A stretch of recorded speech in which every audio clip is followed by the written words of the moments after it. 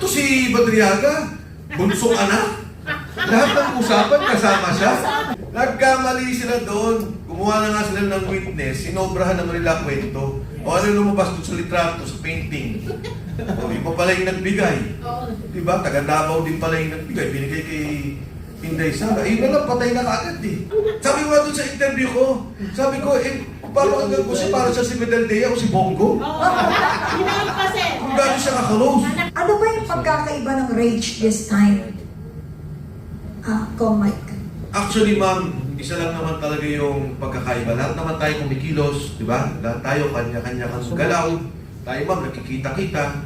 Pero ngayon lang ang unang pagkakataon na tumindig ng isang Duterte.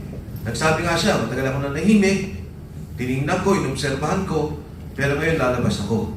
Napakalaking bagay sa atin yun. Ang isang rallying figure, ang isang sentro, na lahat tayo magkakasama at kikilos. In fact, no less than Chairman Cusi, bago ako pumasok dito, nag-usap kami, sabi niya, ano ba nangyayari? Anong gagawin nating direksyon? Sabi ko, Chairman, sa ngayon, may pagkilos ang mga kababayan natin sa Luneta. Yung mga taga-Batangas, nandun sila, yan yung nangangampanya na ipagsak yung 12% sa 10%. Tapos ang maisog, tuloy-tuloy, na nandiyan naman sa Supreme Court na kumakampanya. So, ngayon, pag-uusapan nga na pag-isahin, ano pa yung gagawin natin pagkilos.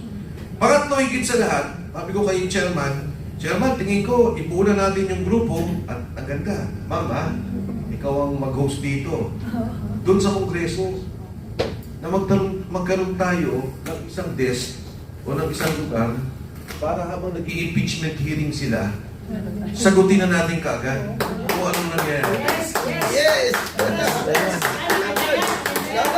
Tingnan na naman, no? Ganda ni Ma'am Penny doon sa chairman natin. Diba? So, hindi. Kasi, katulad kahapon, ang tagal ng reaction time natin, although nagsalita na ako, yung kwento ni Madriaga, nasabi ko, grabe. Binalata na namin sa vlog yun. Yun na nga, pero dapat doon na tayo magsalita. Tapos lahat ng mga magsasalita, pumunta doon sa mismong kongreso. Pumunta tayo doon. I-organize namin po ngayon, matapos po dito. Sabi ko nga ano to si Badriaga? Bunsong anak? Lahat ng usapan kasama siya?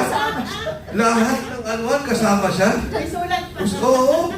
Pabagsakan ng bansa, kasama siya. Ayugan ng military intelligence group, security group, kasama siya. Dalahan ng pera, milyon-milyon. Binigyan pa ng pambili ng motorsiklo. Tapos, sabi ko mga nagugulat ako Ako sa kalaman po ng lahat, noong 11th Congress, magkasama kami ni Mayor Duterte sa minority. Kaibigan ko na, si Mayor Duterte ng Kongreso pa lang kami. Nung siya po naging presidente, nakita lang kami 3 beses. Sabi pa nga niya sa akin ng unang beses, sabi niya, Mike, kumusta ka na? Sabi ko, mabuti po, Mr. President. Sabi niya, pagka-libre, dalawin mo ko. Akala ko, tindahan lang, di ba? Pagka-libre ka, puntahan mo ko. Sabi ko po, Mr. President. Pero, nagkataon din naman COVID Na-meet ko ang presidente ng mga panahon yun, siguro 3 beses lang. Kasi nga, wala namang pagkakataon. Ito lahat ng kwento, katabi siya. Lahat ng usapan, kasama siya. Pagkasak lang, nakakulong pa yan. Oo Sabi ko nga ako siya. Sabi ko nga doon sa interview ko, sabi ko, paano hanggang ko siya para siya si Medaldea o si Bongo? Kung gano'n siya kakalose. Sir, yan ang tinatawag na ghost witness. Uso ang ghost Nagkamali sila doon. Gumawa na nga sila ng witness, sinobrahan naman nila kwento. O ano lumabas doon sa litrato, sa painting? O iba pala yung nagbigay. Diba? Taga Davao din pala yung nagbigay. Binigay kay Inday Sara. Ayun na lang, patay na kaagad Bakit pa idinugtong yung kwento niya na yun? Tapos sabi, yung 100 million daw, kinuha niya dahil itinulong kay Duterte. Tapos sa kanya, siya humawak ng pera. Sabi ko, ngayon ko lang nakita yung gano'n na pagka ikaw siguro magbibigay ng 100 million sa isang tao o isang kandidato, gusto mo makita. O boss nagdala ko ng Pero yung para papakuha mo sa kanya at siya yung magdi-dispose, ang bigat naman nun. Masingit ko lang, entitled of siya ng pangkalahatan. natawa talaga. At hindi ko kayo pipigilan sa pag-iisip ng negatibo about yung nangyari kahapon. Kasi, napapansin ninyo, may isa tayong senator na talagang pinagtutulungan ngayon, si Senator Bongo. Pangalanan ko na. Wala pa lang sinabi si Senator Bongo kay Madriaga. Mas close sila. Pero kaya yung mga binibintang, kaya yung mga binibintang kay Senator Bongo, wala rin katotohanan dahil ito mas close. Diba?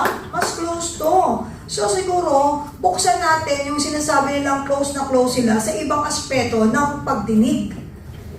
Bigyan ng pagkakataon yung iba rin mga witness na bigyan ng entitlement tulad ng binibigay nila kay Madriaga. Natawa talaga ako.